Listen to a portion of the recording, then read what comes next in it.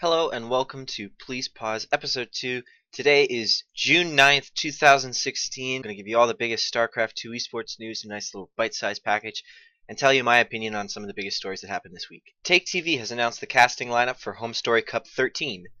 In Control, Nathanius, Rotterdam, and Todd will be in charge of delivering the play-by-play action for the tournament, which takes place June 23rd to 26th. These four guys are some of the best casters in not just StarCraft, but in the whole business of esports. Nathanius, Rotterdam, In Control, Todd, they're all really good at what they do, and they're all really good for Home Story Cup specifically as well. Because not only are they good casters, but they're also all very charismatic, sociable people, which is the whole point of Home Story. The whole idea there is to have a much less formal, much more laid-back atmosphere of a tournament, and make it feel more like people just hanging out and having fun than maybe the hyper-formalized IEMs and ESLs and the like.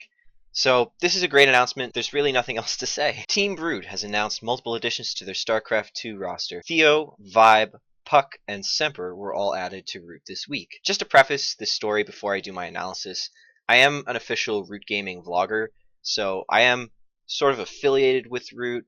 If you guys think that that might be something that makes me like a little biased, then I completely understand that. It's just something that I wanted to raise and make you guys aware of, because this is trying to be a little bit more of a journalistic show, so it's important. There are a number of players involved in this story, so what I would like to do is maybe provide some background on each player individually, and then give my analysis of the whole story overall. Theo is a Danish Protoss player.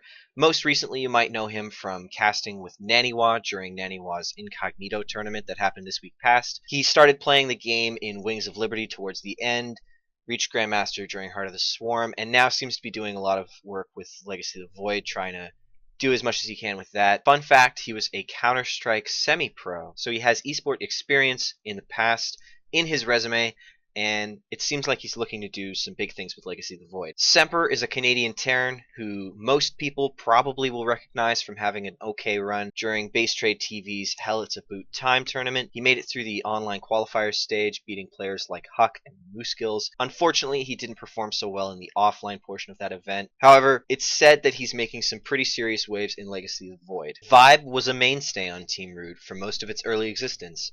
His biggest accolade in StarCraft 2 so far has been winning WCS America back in 2012 when the system was a little bit different. He did come second in the North American Finals, falling to Scarlet. These days, Vibe keeps a very consistent, very entertaining stream. It's unclear whether or not Vibe will be entering a player position or more of a streamer position on Team Root. Finally, for Team Root, the most exciting player, in my opinion, Puck. A former member of Team Root, his results recently have been very strong, reaching the semi-finals of Gold Series in March and the quarterfinals of DreamHack Austin. He said in interviews that he's really enjoying playing Legacy of the Void, and he's been doing great things in terms of results. So in my opinion, 3 of these 4 players all fit a common theme, the theme being Root has their eyes on being completely dominant in Legacy of the Void, at least in the NA region. Puck, Semper, and Theo all seem to be players with enormous potential in Legacy of the Void. They all seem to be players who enjoy Legacy of the Void, and they've been playing, they've played all the way back to beta. Puck especially is so strong right now, and funnily enough, I mentioned his strong showings in Gold Series and DreamHack Austin. Well, in Gold Series he fell to Hearthstone, who went on to win that tournament, and in DreamHack Austin he fell to Neeb, who ended up in the finals versus Hydra. So these announcements coming out really, to me, symbolize the dominance of Team Root in North America. Besides Root, really the only competitors are Flipside and Gravity, and both of those teams are really great. Flipside especially has been doing some amazing things the past year, but with these announcements, I just don't think that anyone comes close to Root in NA right now. Total Biscuit, or someone on his staff, accidentally leaked a short intro animation on the Total Biscuit StarCraft and Strategy channel, titled, quote, test underscore SC2 underscore tease underscore client review dot MP4.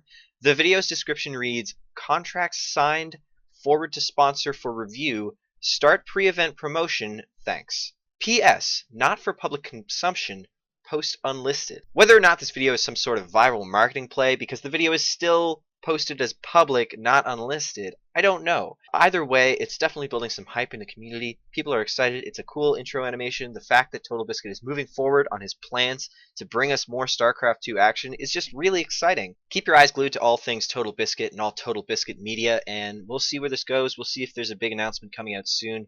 Fingers crossed. Community caster Wardy posted an update blog on TeamLiquid.net. In the blog, Wardy talks about his experience working full-time in StarCraft 2 Esports thus far. Although he originally planned to end his full-time operations in StarCraft 2 by now, Wardy says, quote, "The progress of my stream and so on in the past few months has been very promising, and I feel it would be a stupid time to stop when my numbers are growing with each month that passes." End quote. Best known for bringing us the StarCraft 2 improved Team League, Wardy plans to focus on bringing high-quality content to the community through streaming and YouTube. Finally, rounding out the news for this week, Swedish Zerg sort of has joined Team Revolution. Team Revolution is a relatively new esports organization based in the UK.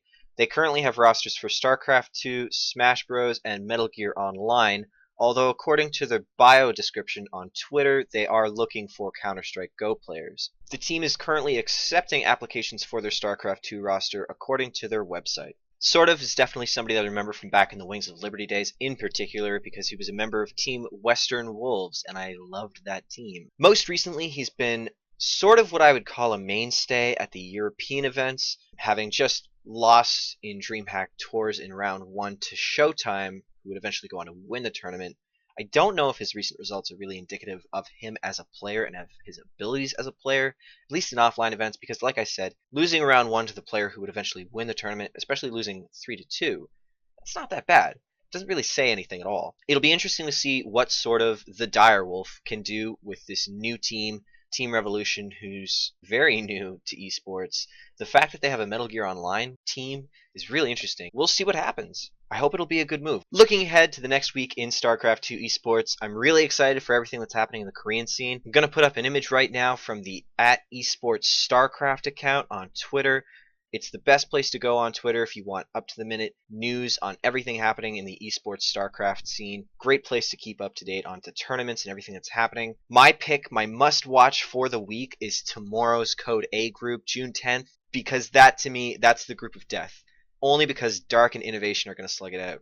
Innovation, one of the kings of StarCraft 2, in my opinion. Dark, having just come off of his big win in SSL, having revolutionized the ZVP meta in Legacy of the Void.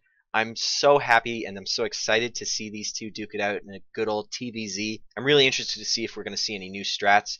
Probably not because it's only Code A, but it'll be really exciting nonetheless. So go tomorrow, go watch Code A, wake up, set your alarm, or wake up really early and watch Code A with me. And for the rest of the week, there's tons of great StarCraft happening. All the online cups, Corsair Cup, go for StarCraft 2. Lots of cool online cups.